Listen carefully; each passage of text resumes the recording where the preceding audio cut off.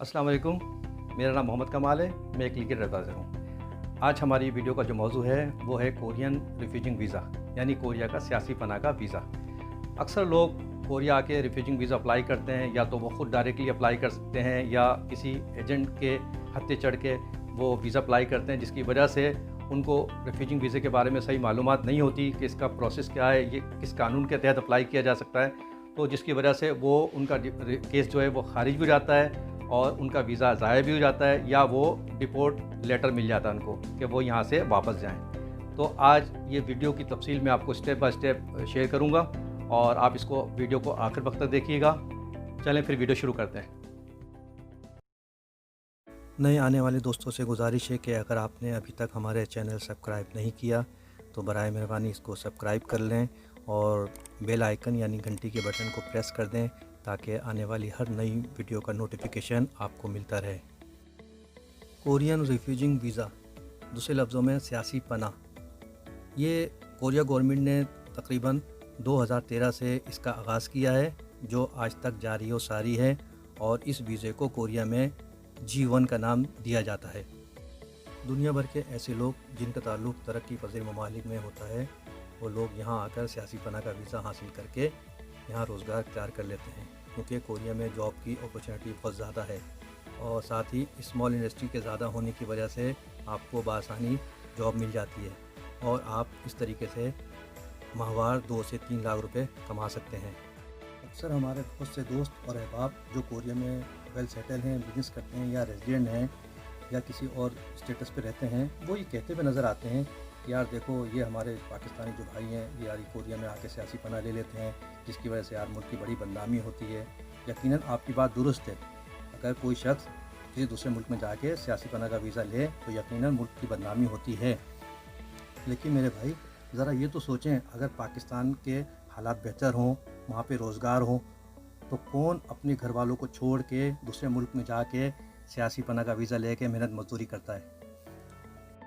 मैं समझता हूँ कि ये लोग काबिल फ़ख्र है, क्योंकि मुल्क में रह के लूटामारी, बत्ताखोरी और कत्लो गारत और दूसरे क्राइम के ज़रिए पैसा बनाने से बेहतर है कि आप किसी दूसरे मुल्क में जाकर मेहनत मजदूरी करें और अपने घर का चूल्हा जलाएँ। और बदनामी होती है उन सियासतदानों की वजह से मुल्क की, जो मुल्क में सिर्फ हुकूमत करने आते हैं, जिनका सारा असासा सब कुछ बाहर होता है। वो सिर्फ हुकूमत करने आते हैं और मुल्क से पैसा बनाने आते हैं और पैसा लूट के मुल्क से बाहर ले जाते हैं। आज मुल्क के पाकिस्तान की जो हालत है वो इन सियासतदानों की वजह से है। लिहाजा ये कहना दुरुस्त नहीं होगा कि जो लोग हमारे पाकिस्तानी भाई यहाँ आते हैं, मेहनत मजदूरी करते हैं और सियासी पनाह वीज़ा की आड़ में, तो वो उससे मुल्क बदनाम होता है। ऐसा दुरुस्त नहीं है। अब इसका अगला स्टेप देखते हैं। अब क्योंकि आपने साउथ कोरिया जाना है, तभी आप साउथ कोरिया जाएंगे तो वहाँ पे सियासी पनाह वीज़ा अप्लाई कर सकेंगे। आप अपनी होम कंट्री, यानी आप अगर बांग्लादेशी हैं, पाकिस्तानी हैं या इंडियन हैं, अपनी होम कंट्री से सियासी पनाह का वीज़ा अप्लाई नहीं किया जा सकता। इसके लिए एक साउथ कोरिया आना आपके लिए ज़रूरी है। अब साउथ कोरिया कैसे पहुँचेंगे? साउथ कोरिया जाने के लिए लाजमी है साउथ कोरिया का विज़िट वीज़ा ज़रूरी है। अब साउथ कोरिया का विज़िट वीज़ा कैसे मिलेगा? उसका तरीका सिंपल सा ये है कि अगर आपका कोई कोरिया में रिलेटिव है, कोई नेशनल बंदा है या रेजिडेंट है या बिजनेसमैन है, तो आप उनसे इनविटेशन में मंगवा के विज़िट पे जा सकते हैं। या अगर आप अपने मुल्क में कोई छोटा मोटा कारोबार करते हैं, एक्सपोर्ट इंपोर्ट करते हैं, और या कोरिया से भी आप माल मंगवाते हैं, तो आप उनको भी फैक्स भेज के और उनसे भी इनविटेशन मंगवा सकते हैं। उस तरीके से भी वीज़ा लगा सकते हैं। अगर आपके पास कोई ऑप्शन नहीं है जाने का, तो फिर उसका आखिरी तरीका वही है जो हर दूसरा गरीब आदमी इस्तेमाल करता है, कि एजेंट का सहारा लेता है। क्योंकि एजेंट की साउथ कोरिया में लिंक्स होते हैं, उनके दूसरे एजेंट्स होते हैं, तो उसकी तवज्जुह से वो इनविटेशन वगैरह अरेंज कर लेते हैं और वीज़ा लगवा देते हैं। लेकिन यहाँ पे एक बात का आपको खुसूसी ख्याल करना पड़ेगा, क्योंकि हमारा काम ट्रांसलेटिंग का भी है। हम पुलिस डिपार्टमेंट और इमिग्रेशन डिपार्टमेंट में ट्रांसलेटर भी हैं। हमारा जाना होता है, देखते हैं, हमारे सामने केसेस भी आते हैं। तो बहुत से एजेंट ऐसे होते हैं जो आपको वीज़ा तो लगवा देते हैं, और वो कोरिया से दरअसल डिफ़ाल्टर जो कंपनीज़ होती हैं कोरिया में, जो कंपनी बंद हो जाती हैं, या उनके जाली डॉक्यूमेंट्स के ज़रिए वो इनविटेशन बना के वो आपसे को वीज़ा लगवा लेते हैं। क्योंकि वीज़ा लगाते वक्त जो एम्बेसीज़ कोरिया की होती है वो ज़्यादा इंक्वायरी नहीं करती, कोरिया के डॉक्यूमेंट देखने के साथ ही उनको वीज़ा इशू कर देते हैं। लेकिन अब जब आप कोरिया आ जाते हैं तो बाद में वो इंक्वायरी होती है और इंक्वायरी में आप फंस जाते हैं, जिसकी वजह से आपने अगर आके यहाँ रिफ्यूजिंग वीज़ा ले भी लिया होता है तो वो रिजेक्ट हो जाता है, कैंसिल हो जाता है और आपको पकड़ के डिपोर्ट कर देते हैं आपकी कंट्री में।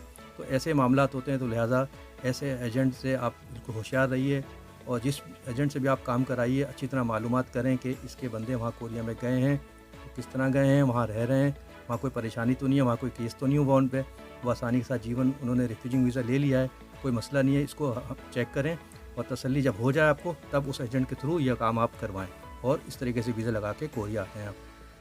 क्योंकि एजेंट हज़रात आपका एहसास नहीं करते कि आप किस तरीके से पैसे आपने कर्ज करके उनको दिए होते हैं, वो इस बात का एहसास नहीं कर सकते हैं और वो आपको जाली वीज़ा लगवा के या जाली डॉक्यूमेंट्स पे वीज़ा लगा के आपको भेज देते हैं, जिसकी वजह से आप यहाँ पे परेशानी का सामना आपका होता है और आप यहाँ से डिपोर्ट हो जाते हैं।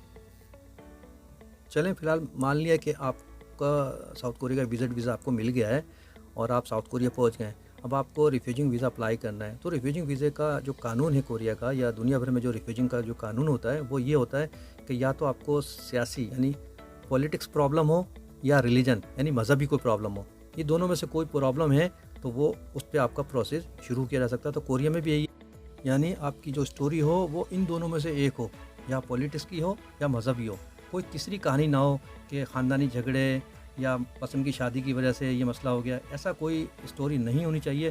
तो इसकी वजह से आपका केस रिजेक्ट हो जाता है और अक्सर लोग यही गलती करते हैं।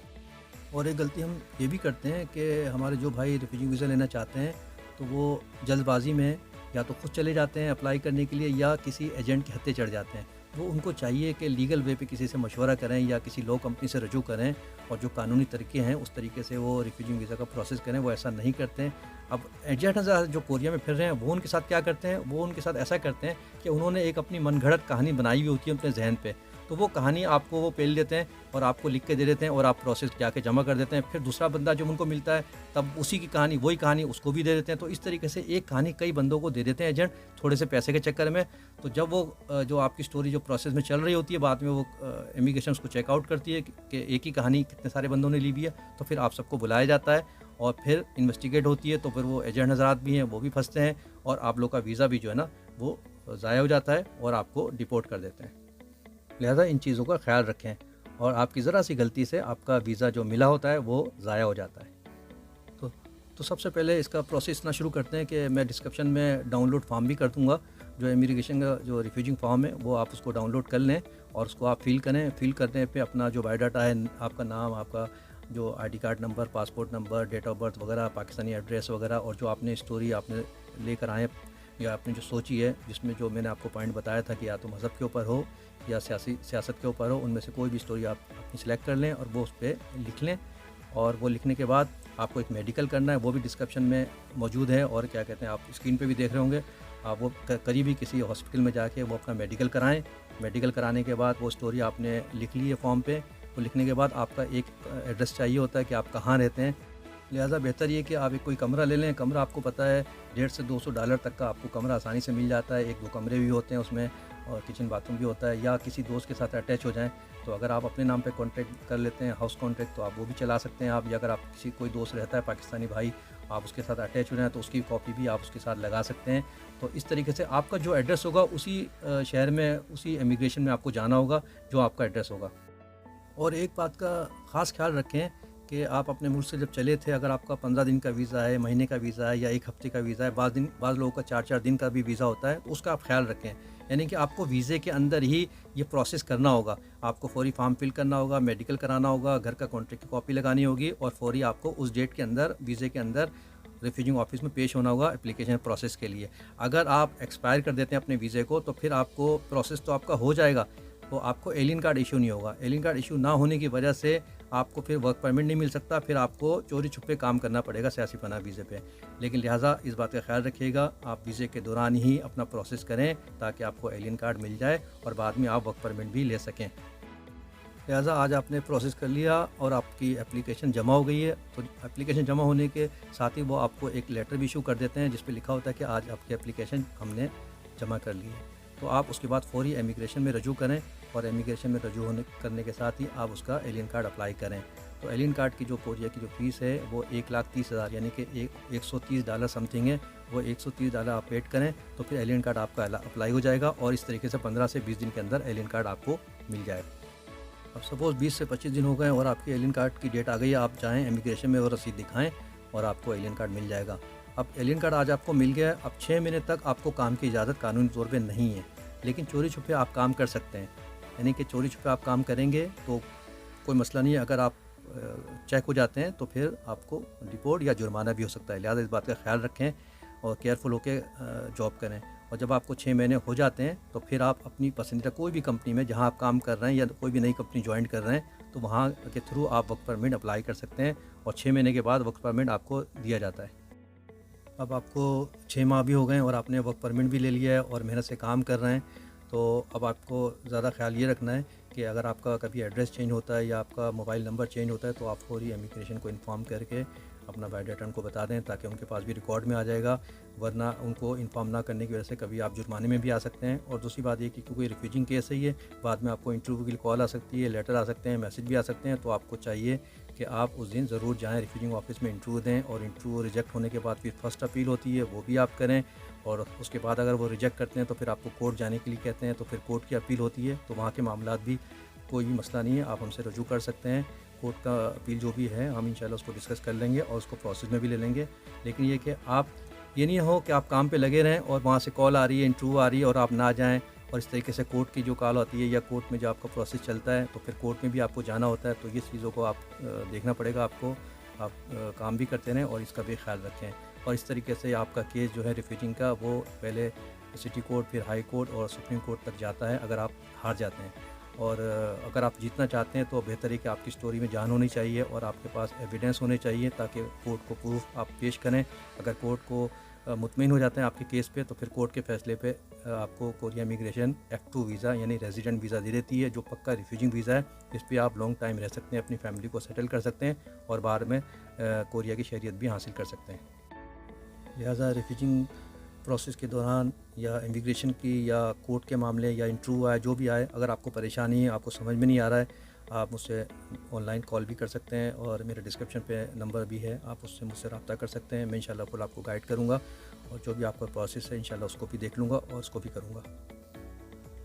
और सपोज़ आप रिफ्यूजिंग केस हार भी जाते हैं कोर्ट से तो पहला ऑप्शन, दूसरा ऑप्शन और तीसरा ऑप्शन सुप्रीम कोर्ट तक होता है, वहाँ तक आप जाएंगे तो मैं समझता हूँ कि 3 साल तक आप इसको प्रोसेस को चला सकते हैं। 3 साल तक मैं समझता हूँ आप लीगल तौर पे वहाँ रह के काम करके पैसे भी कमा सकते हैं।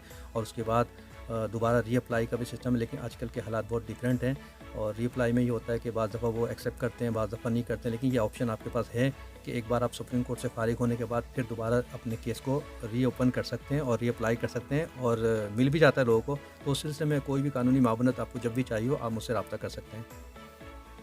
और जैसा मैंने शुरू में आपसे कहा था कि आप वीज़े के अंदर अगर आप रिफ्यूजिंग वीज़ा अप्लाई कर देंगे तो फिर आपका एलियन कार्ड आएगा, तो एलियन कार्ड से आपको वर्क परमिट की इजाज़त मिल जाती है और आप अपने मुल्क में आना जाना भी कर सकते हैं।